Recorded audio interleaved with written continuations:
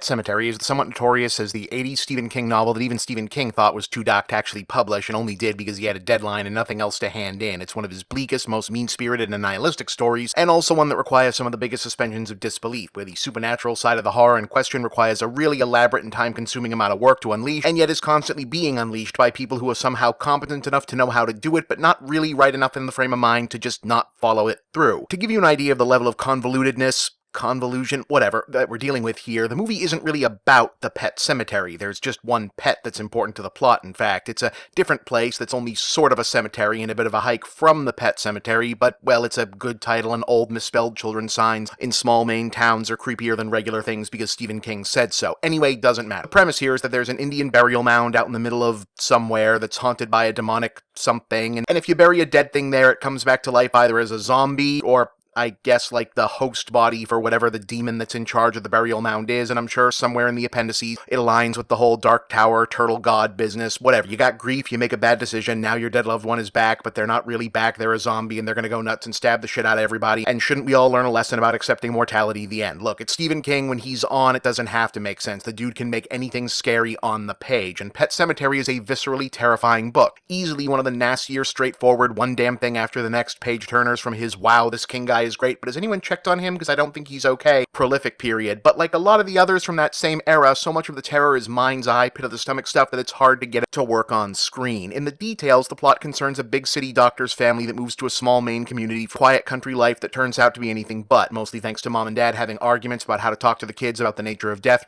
afterlife versus atheism as it relates to mom's traumatic childhood and dad's nightmares about a patient he couldn't save, warning him to stay out of a haunted forest, which, spoiler, he will not stay out of. When the daughter's beloved cat dies unexpectedly, an elderly neighbor, played in the new movie by John Lithgow, shows the dad how to use a creepy zombie resurrection mound, and then you've either got to start meeting the movie on its own weird logic or not. So, hey, that thing we did made a zombie cat, huh? Yeah, that's what it normally does. Oh, well, I think we might have done it wrong, 'cause it's also evil now? Oh, no, that's pretty much what always happens. Okay, so why did you show me how to do this, but not explain any of it beforehand?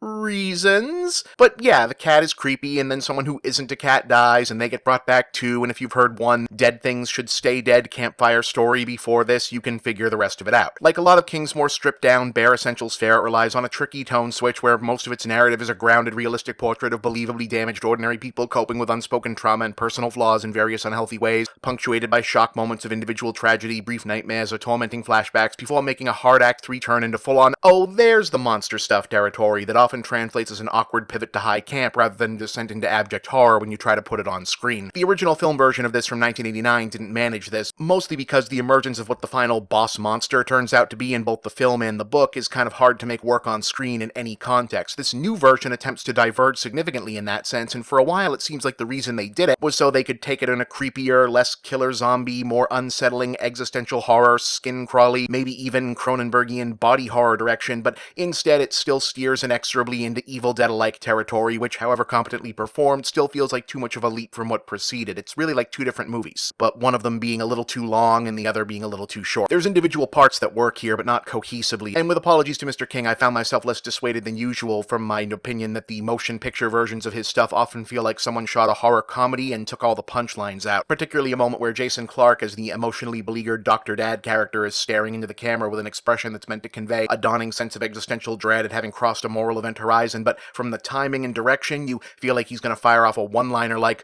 well, I didn't think that through, womp womp. 4 out of 10, they probably should have left this one buried.